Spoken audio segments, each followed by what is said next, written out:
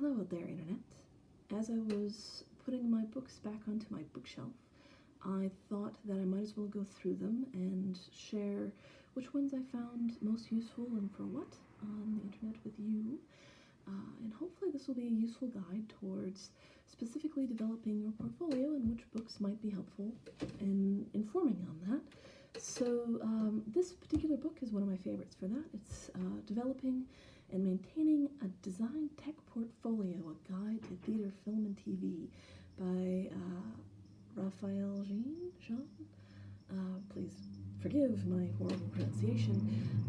This is an excellent book and very concise and lightweight about how to build a portfolio, what they look like at different points in your career, as well as what competitions you can enter, the positives and negatives of different design choices, and goes over layout. And hello, Agatha. This is Agatha Christie. She's very jealous of the books right now. But I'll give her some attention while I tell you a little bit more about this book. It does go over a little bit white portfolios and black portfolios. There are some schools that swear by black portfolios because, you know, of the tradition of theaters being black box or prosceniums and your portfolio being more or less the box that you're putting your work into. But I've also seen a lot of, well, not a lot, but portfolios or white portfolios by colleagues as well as a mentor of mine that have worked to great effect. So especially if you're working with particularly dark materials on a fairly regular basis, white portfolio might be for you. So showing whatever you're working on off to its best advantage is the best way to go. I've even seen orange portfolios, although I can't say that I particularly recommend that one, but you don't really want your portfolio to be more than what your work is. You want your work to stand out in it the most.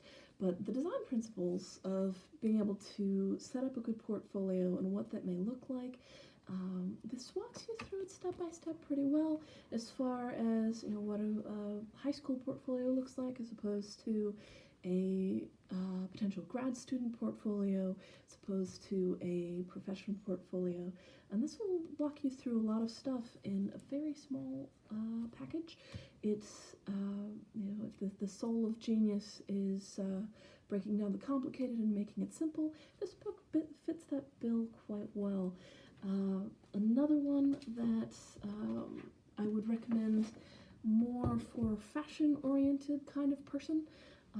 This is much more of a fashion portfolio style. It goes over, you know, what the basics of tailoring your portfolio to who you're presenting it to, as well as you know, what technical flats are, and it has a little center thing of color pictures of designers' work, but most of it is in black and white, and it kind of goes over the pros and cons of busier patterns versus not, and building a line and so forth. If you're interested in theater and film, this isn't necessarily the most useful. I would say for some of the design details in it, maybe rent it or borrow it from the library.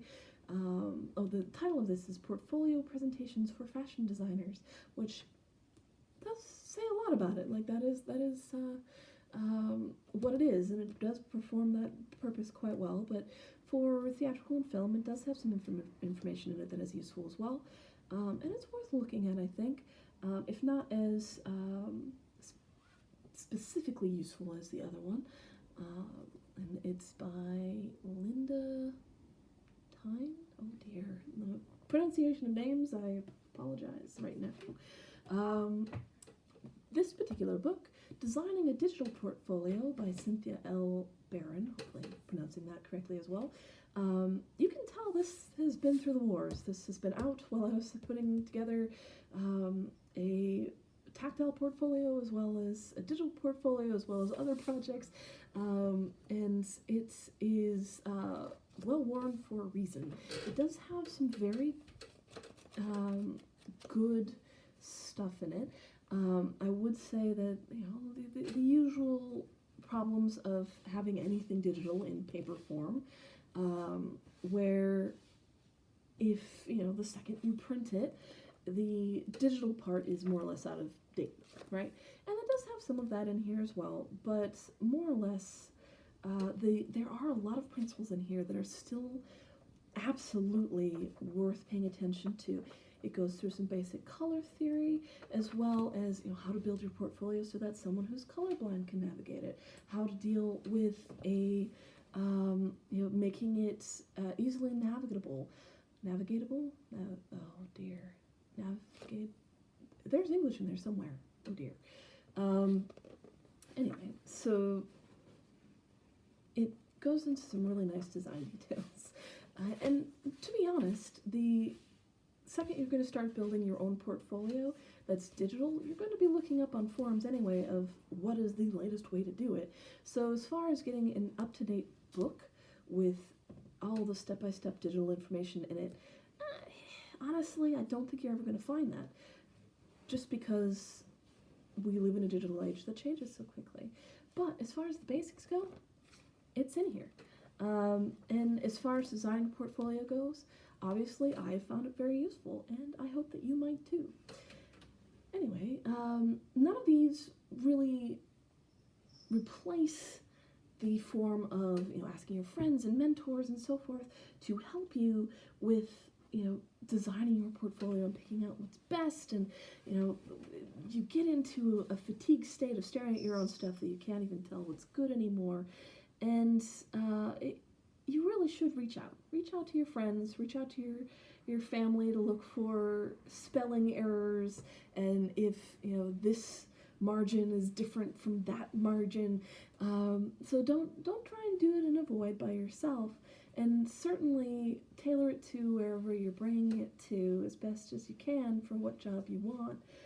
But as far as getting you started, this is a good place to go.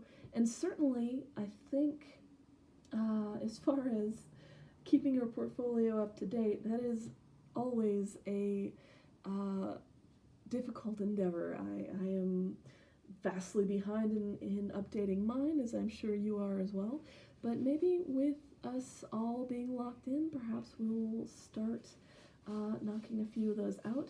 And I would say keep a hold of your old ones as well. You never know when someone will come up and say, hey, can you do this particular thing? You'll be like, oh yeah, from 10 years ago I totally did that thing. That's totally easy. I've got that. But having pictures of it is always good to be able to go in and be able to pull out, oh yeah, here's this thing from ages ago. But if you only have your 5 pages to go, get it down to your really tight top favorites, to ones that you can talk about and can describe and show your progress and excellent work out into the world. And I look forward to seeing what you might have out there. If you have portfolios that you would like for me to look at, please link them in the description below, and I'll be happy to check them out and see if we can all work together towards this. Anyway, I hope that was helpful, and good luck out there.